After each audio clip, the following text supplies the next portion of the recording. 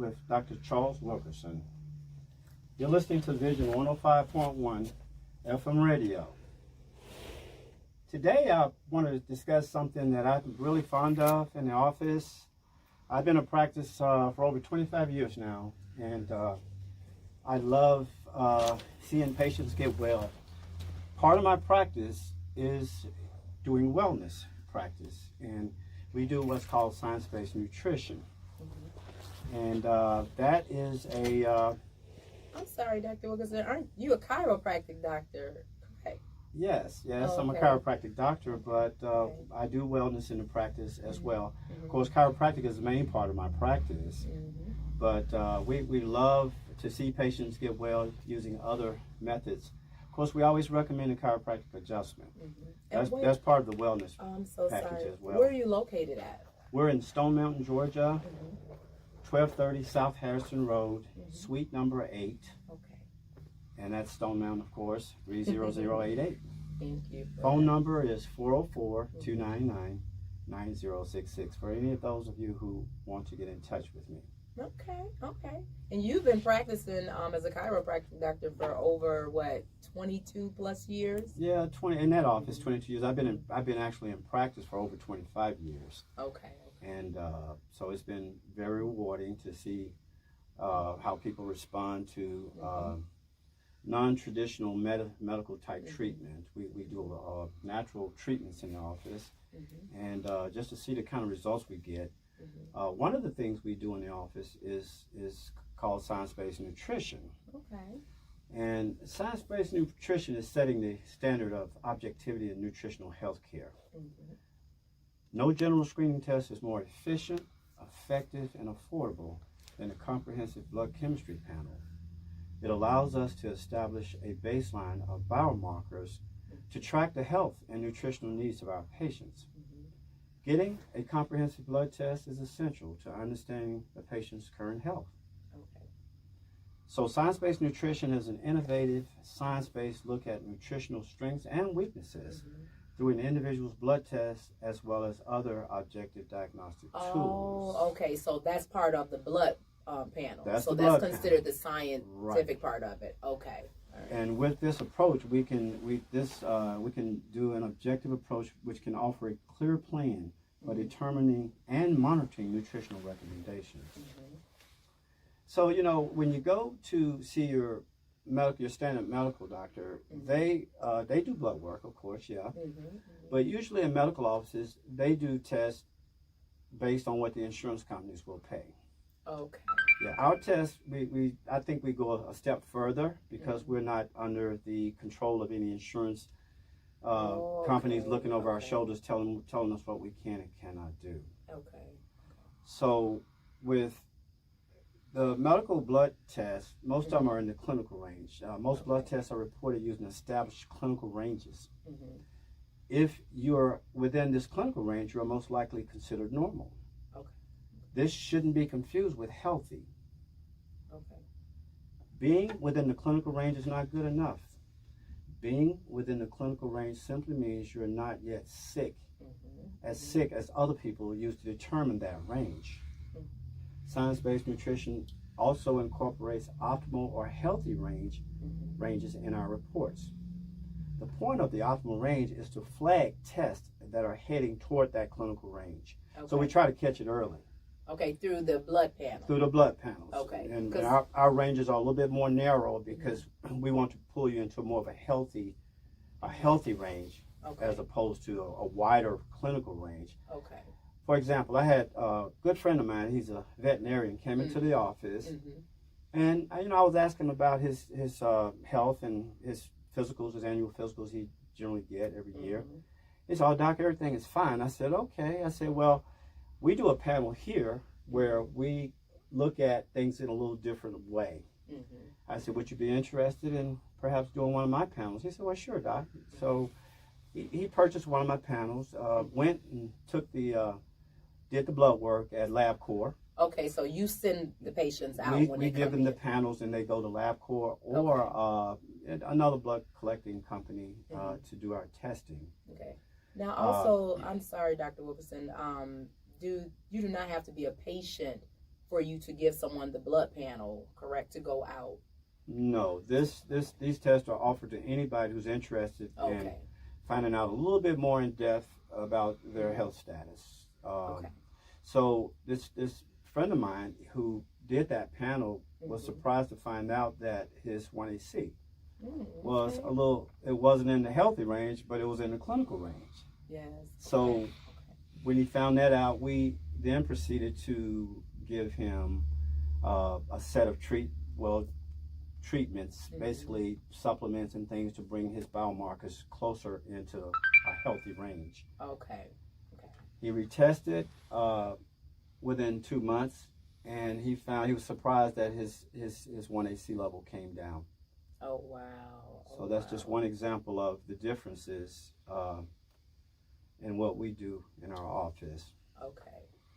There was another situation where there was a football player who was given a test for, they were treating him for muscular sclerosis, and just wasn't doing really well. He was in his early 20s, and, for a young man in, playing sports, it was really causing him some problems. So it took him out of sports.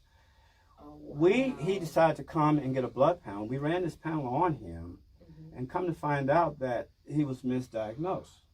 Instead of muscular sclerosis, we found that he had gout based on his markers. Wow. His markers all because of that blood panel. The kidney functions that were the problem. Yeah, so it was just something that just didn't get properly diagnosed. Maybe because the tests weren't specific enough.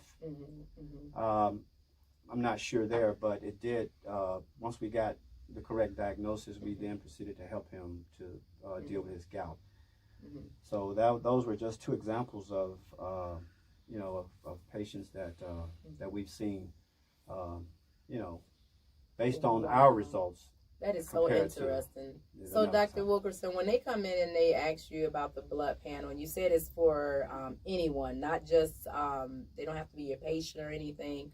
If you guys need a blood panel, you can dial 404-299-9066, and Dr. Charles Wilkerson will send you out to get blood work done. A lot of people is asking, what's it about? And so the blood panel also tell people, like, say if broccoli, and you're really not supposed to be eating broccoli. When a blood panel tell a lot of people, it's like their own little personal private booklet. Like some people, like, why am I getting hives, or why is this happening to me? Why am I allergic to this? But that blood panel will tell you, like, say you like spinach and you've been eating spinach, and the blood panel will say, well, spinach isn't for you. Maybe eat string beans or something like that. So the blood panel actually keeps up with everything, what you need to do and change in your diet. It does. It will, it will point out certain things that are causing problems for you, as well as deficiencies, things you may need to put into your diet. So it will go with both ways. The whole idea with the blood panel is to get a baseline to see what's going on really. Wow. And with my blood panels, we test over 150 different biomarkers, and just to get that baseline. Additionally, we may also send you for a hair analysis, because the hair will go back months. What's in your blood today may not have been,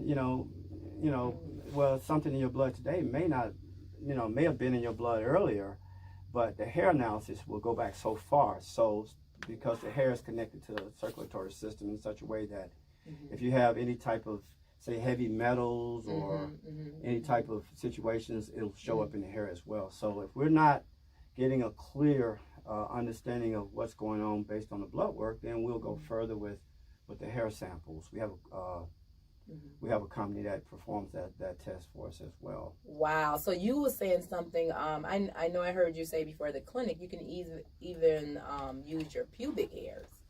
That's probably, if what we look for is hair that hasn't been treated in any kind of way. You want your more natural hair. Wow. Hair in the pubic area is pretty much unharmed down there. It's really natural. He said unharmed. Most of us nowadays put oils and chemicals in our hair. Yeah. Even beard hair, you know, is when you put oils in there, that could change the results of the analysis. So I'm not saying somebody should go shave, but here's the hair, Dr. Wilkerson. So could they bring it in a Ziploc bag? Yeah, just put it in a Ziploc bag. We'll send it off. But you know, science-based nutrition it's been around for a while, and you know, it's a person's level of health using laboratory analysis and hair analysis, with the purpose of restoring health using nutrition and other natural modalities. Okay. So we don't take you off medication. Okay. But we try to have you work with your medical doctor if you're getting better, if the symptoms are diminishing or decreasing. We ask that you go back to your medical doctor, have them retest you for why they have you on this medication. Wow. And perhaps it could be reduced, or maybe even you could come off of it. Of course. That can save lives, though. I really like that, Dr. Wilkerson. That can really save lives if people know, because I know it was a couple of things that I was eating and I had no clue. Some people may break out, some people may not. And you have a lot of people, they're losing weight, they're trying to lose weight, and they're buying all kind of vitamins and it's still not helping. But if they do that blood panel, that'll be able to tell them exactly what they need to get. Exactly, because you know, as I remember myself going into the health food store and just wondering, what vitamins should I buy? What do I think I might need? Maybe vitamin C. You just don't really know. It's a guess. And you know, you really need to know what you're putting in your body, because you know, everybody won't need the same vitamins. Everybody has different requirements. Oh, wow. The focus of treatment is to bring the body back into a state of biochemical and physiological balance by adjusting those out of balance biomarkers. Sometimes we use vitamins. Sometimes we use nutraceuticals. We may use a homeopathic blend. They may not be good for us, though, but we won't know. So that blood panel, like, people need to get that. Also, Dr. Wilkerson, I have a young man on here, Riley Livingston. He's saying, getting close to 40, I can see and tell that I need to change my diet because I love to eat a lot. So what would you tell him? I would tell him to reduce his food consumption, because there are laboratory studies with animals that show where when they reduce the diet of laboratory animals, and this carry over to humans as well, that they tend to have less disease and they live longer. Oh, wow. So he, you know, really should reduce the amount of food intake. He should move more toward a more natural diet. As we age, our bodies break down, and the body really needs more of the nutrients to really sustain itself. So that's what I would recommend. He just maybe, you know, cut back a little bit. I know everybody likes to eat, but really, the rule I go by is that I eat till I'm about 80% full. Okay, because what he said too, Dr. Wilkerson, is just need to know what type or right kind of food to eat that will help, simply because I have been eating bad for years, and it's a lot of people out there that will not admit to it. And he said, wow, okay, and thank you so much. So I'm going to get into that a little bit later, talking about some suggestions about food choices and when you eat, you know, how you should eat and all of this. But just know that, that he should lean more toward and you know, you hear people talk about different diets. You know, you hear people talk about the keto diet. You know, some diets are not really good for just everybody. You can't say that if I eat a high protein diet that could work for some people, but you shouldn't stay on a high protein diet indefinite, because you know, it's just not good to have that much protein going through your system. So it should be balanced. It should be a balanced diet. You should get enough fruits and vegetables, some meats, and fats in your diet, healthy fats like avocados and things like that. Lean more toward eating something raw in your diet every day, fruits and vegetables. Get plenty of water, and stay away from the fast foods, because a lot of restaurants they use, you know, reuse oils and things that can cause, you know, can lead to disease processes like cancer and things. These oils that they cook French fries in and things like that. So that's what I would recommend for him. Okay, wow, because it's so many people out there there's like that. And Dr. Peggy Etheridge Johnson, she said, can you post the information to contact him in this forum? So yes, I will, sweetheart, I will. And Riley is saying that's a lot of his problem. It's a lot of people problem all over the world. And yes, Dr. Peggy, we will put this out for you.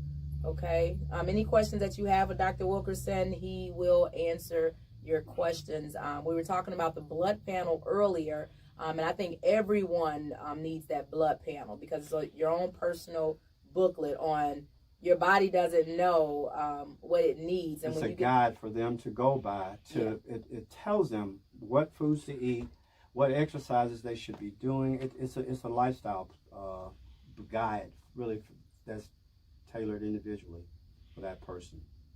That's good. That's good. So the question came up about vitamins. What vitamins should I take? If you're not eating properly, vitamins are not going to cover your sins.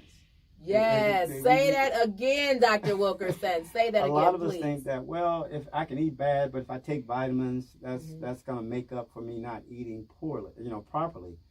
Well, it doesn't. You really should get most of your nutrition from the food you eat. Vitamins help, and I take vitamins, swear by them. But again, this panel that we do for our patients, it will tell you what vitamins your body needs. Yes, it does. And that's your own personal guide to know what vitamins to take.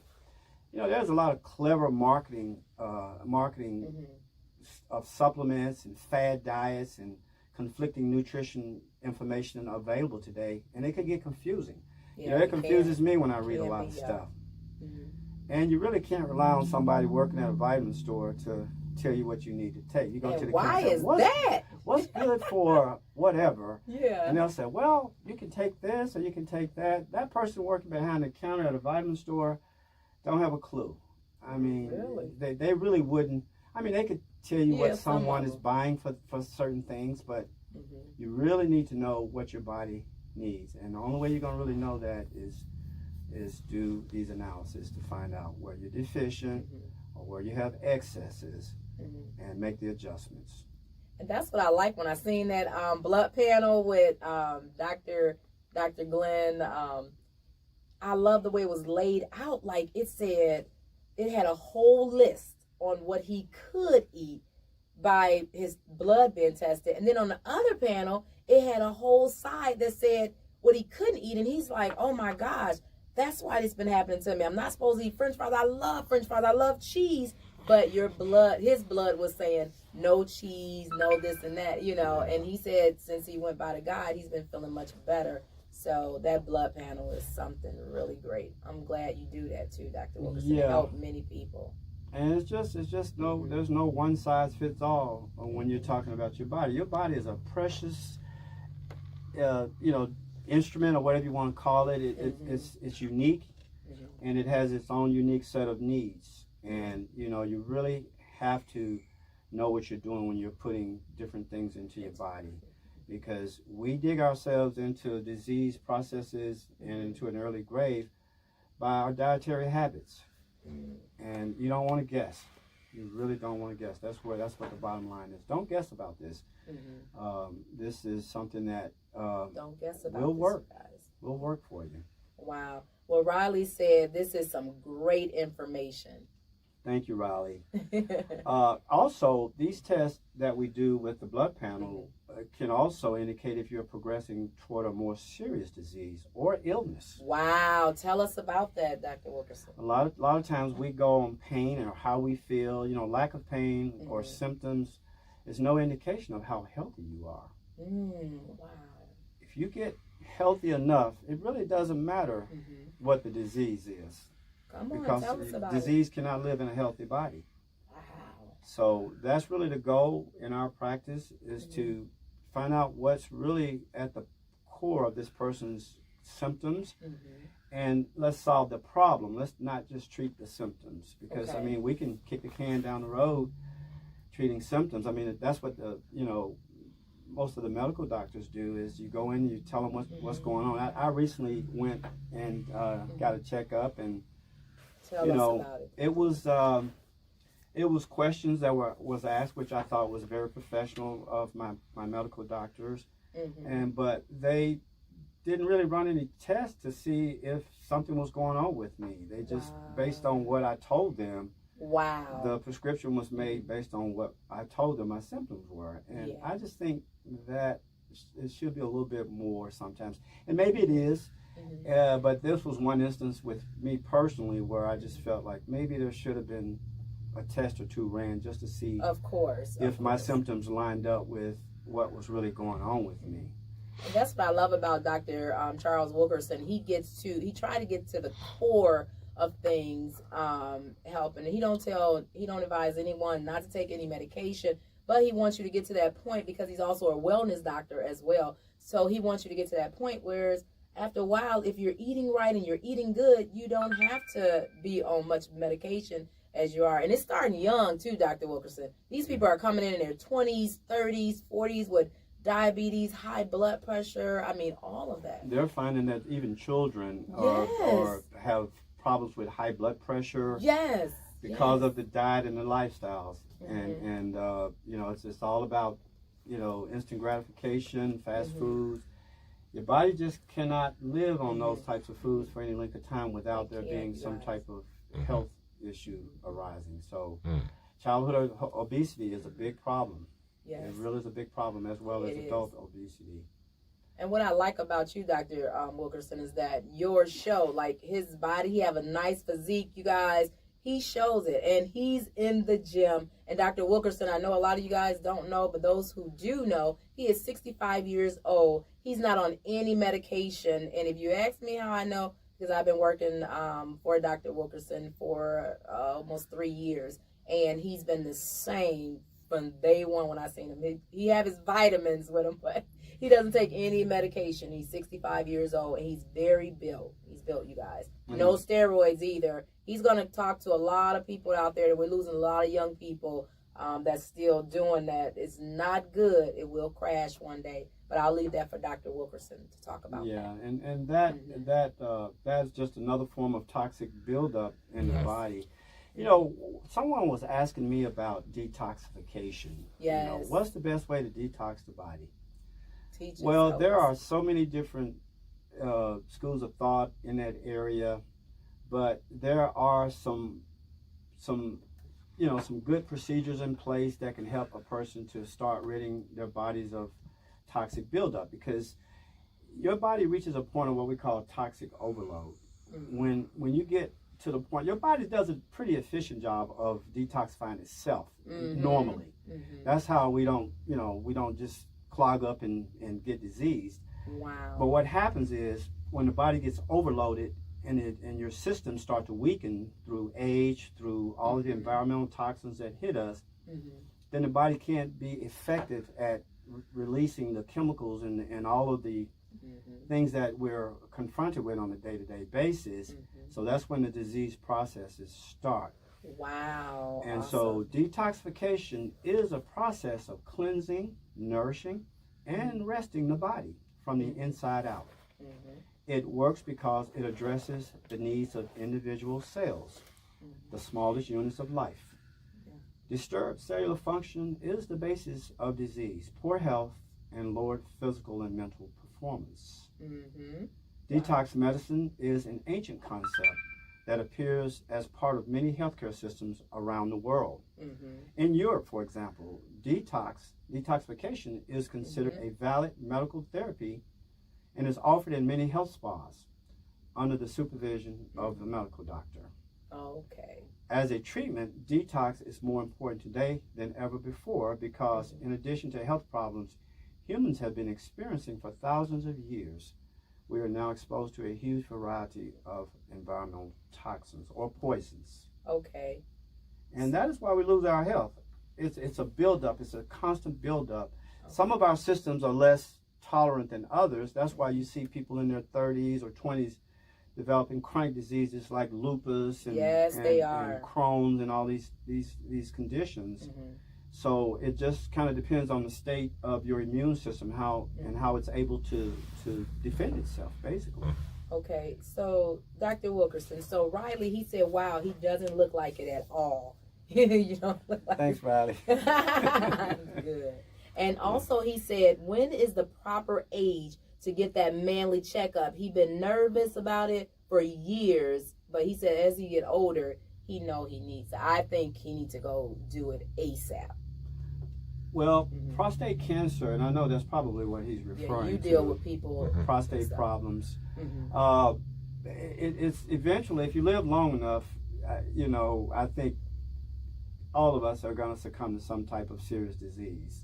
But what you want to try to do is lessen that by making sure you eat a clean diet and get those checkups. I mean, when they check your prostate, mostly what they find is BPH, which is benign prostatic hypertrophy.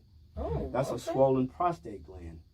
And that, if you guys are, having difficulty in the bathroom urinating or getting up 2 or 3 times during the night to go to the bathroom, then chances are, especially in your 40s, moving into your 50s and 60s, that prostate is starting to feel the effects of maybe a toxic environment. Wow. So what I did for myself was I do get my checkups, but I also stopped certain things. I got off coffee. Yes, woo woo! What doctor y'all know that don't drink coffee? and it made a difference. When your prostate is swole, it's hard. You have to kind of force that flow, But when your body is working better, when you take some of the toxins out of your system and your body's working better, then things ease up a little bit. It did for me. It helped just getting off. Just one simple thing like getting off coffee, and I love coffee. Yes, let them know that. But it was hard for me to do that. But I was able to get off of it, and it didn't really bother me. Some people have withdrawal from he's still caffeine. been nice, you guys.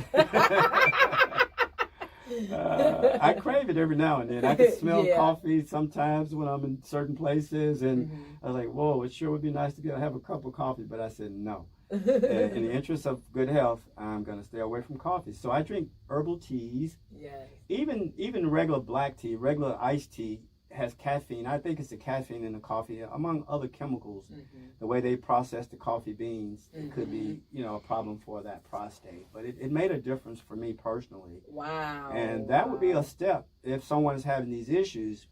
But I think to address this question, just make sure you get your annual checkups and just try to lean more toward a natural diet. I'm not saying a vegetarian style diet, but put more fruits and vegetables, something raw in your diet every day.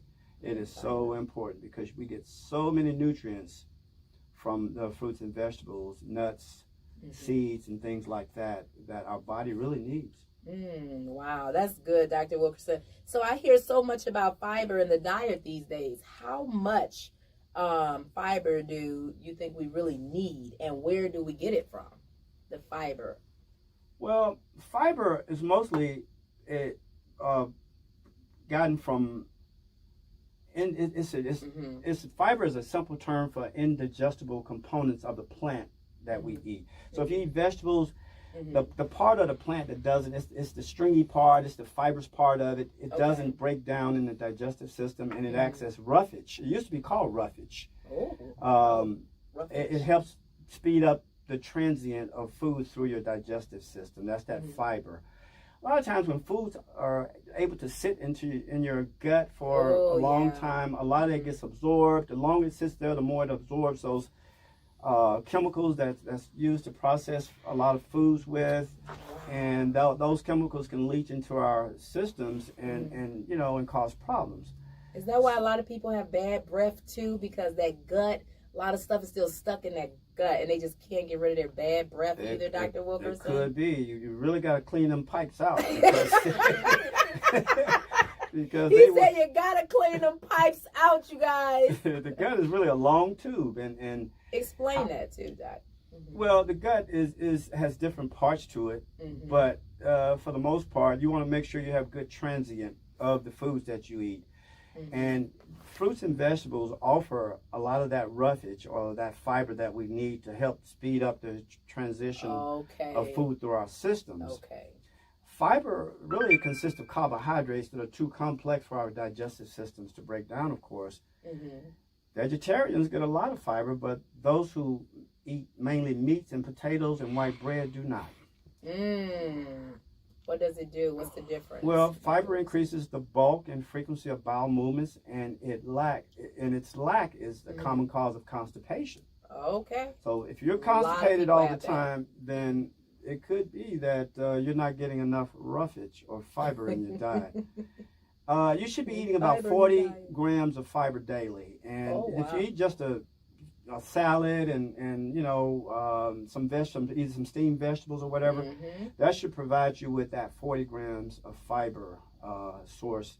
I do bran. There's a brand called Bran Buds, and I actually eat a bowl of cereal, of course, and I use different. I don't use regular milk, but the Bran Buds, you can buy them. It's a cereal. Okay. And it looked like little Brand small Buds. Yeah, and Brand are they Buds. at Kroger? Yeah, you can get them at any of the grocery stores. I generally put them in with Raisin Bran. Okay, yes, that was my dad's favorite. They're not really that tasty if you eat just eat them by themselves. So I'll put them in with other cereal like Raisin Bran, and my God, the next morning.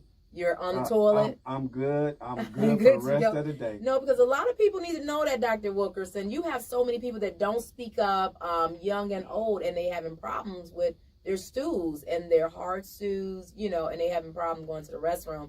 I know for me, myself, I used to eat a lot of sweets, sugar, and I would use it probably once every week. And the doctor still was like, that's not normal. It's too much sugar. So, of course, it's better years later, I've learned. But, still people going through that. Well, what do you say about all that sugar? Just know that if you're having a hard time in the bathroom, if you're constipated, it could mean that, you're not getting enough fiber to help with that source of elimination. So, fruits, vegetables, some commercial stuff like Metamucil could help. It's a soluble fiber that's pretty good sometimes. But I generally rely on the cereal and just trying to get enough fruit and vegetables in my diet every day. And that's more than enough. And also he work out, you guys. He work out. Dr. Wilkerson will tell you guys that he is a gym guru, okay? And I notice when I'm on the treadmill, I go to the restroom just normal. And so Dr. Wilkerson, he also believe in working out. You got to get them buns up. You guys got to get out there and work out. He's built too. I thought he was going to go and be a bodybuilder at one point. So you guys, I'm just trying to tell you, he's a built doctor, so you can listen to him. And he has knowledge on this. Yeah, because he lives by it. Yeah, well, exercise should be a vital part of anybody's health regimen. Walking is good. You really need to put resistive. As we get older, it's important to do more resistive type exercises, light weights. Some of the machines at the gym are good. It's just important to exercise, to keep things moving, because that helps the overall function. That helps your body to function overall better when you're working out and keeping your body moving. Okay. Wow. So, Dr. Wilkerson, sir, you're telling me to eat more fruits and vegetables. You're telling all of us to do that, right? But what about pesticides that resides? And should I be worried, or should we be worried about that? Yes, you should be, because Sean Miller, sister. I'm sorry, Doc. Everybody. Farmers are really not regulated that well in terms of what they can do to the crops. The commercial growers and animal, the people that raise, hogs, pigs, cows, chickens. They're not really regulated, so they can use. On the crops, they can use pesticides and chemicals to, keep down insects and things like that. And in the animal industry, they're not really that regulated in terms of what they can give their animals. And it's a concern. It's a concern because these chemicals do get into those food sources, the meats and the vegetables that we eat. And when we eat those, they could damage our delicate systems. There are estrogens that that mimic the estrogen that's in our bodies that in some situations is linked to breast cancer. Breast cancer is out of control right now. The stuff that they spray on the animals. Yeah, they are xenoestrogens. They act like the estrogens that are normally in our body and can go to those sites, those receptor sites, and block those sites. They're called endocrine disruptors.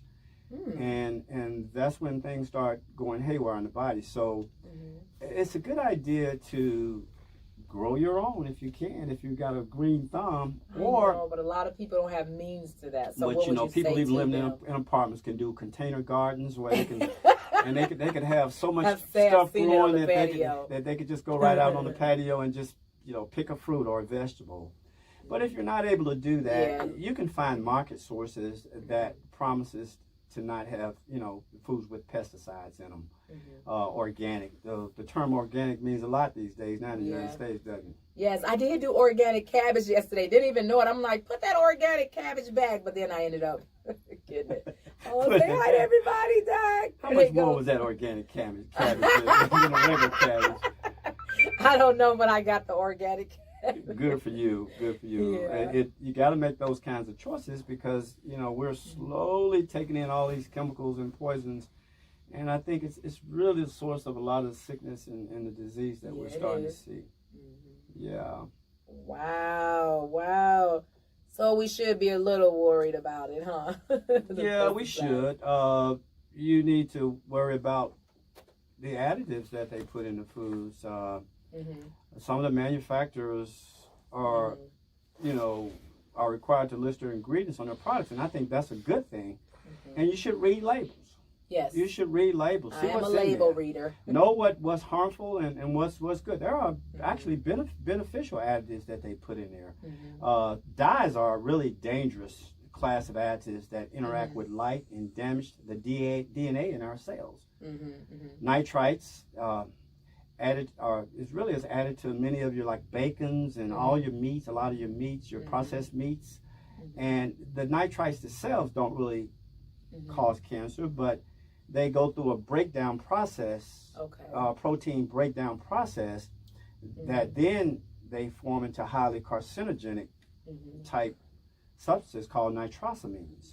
And these nitrosamines can be linked to cancer. Wow, so many big words we don't know about, you guys. Yeah. So if you have any questions, you can ask, and Dr. Wilkerson will break it down. A big thing that's just sweeping the nation is women. I mean, we do have our men, but our women is more self-conscious with the stomachs, Dr. Wilkerson. So would you say detoxification can get rid of a lot of stubborn fat that's inside the belly that a lot of women is facing today? I mean... Well, again, it kind of gets back to a question that was asked earlier. To me, the best thing that I've seen work for people with sustaining type, sometimes you go on diets, you lose weight, and then you get away from that diet, and boom, you're back. And sometimes you rebound back heavier than you were before the diet. The best thing is to, get in that gym, sweat, and cut back on your portions and try to lean more toward a healthier diet. That's the right way to do it because there's no magic bullet for fixing overweight problems. You just kind of gotta, and people say, well, I've been going to the gym for years and I'm not losing weight. We do get a lot of people say that, yeah. But then they need to take a hard look at their diet. Or find out what's really going on. You could have toxins in your body that could be blocking the thyroid from doing what it's supposed to do. Wow, that is good. Blood panel. Blood panel, it gets back to that blood panel. Yeah. Wow. People will lose weight if they're healthy.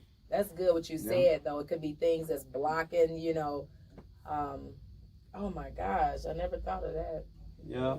And some of the healthy additives to look for are like malic acid is not bad, fumaric acid, lactic acid, lecithin, and xanthan. If you see those, they're safe. They're not harmful. Those are just a few, but there's a lot of, when they process foods and they put these additives and these chemicals in there to try to increase shelf life and to improve the taste and for them to hold their color like they do with ground beef. They put that red stuff in ground beef sometimes to keep it from turning brown. Oh! They put a dye in there sometimes.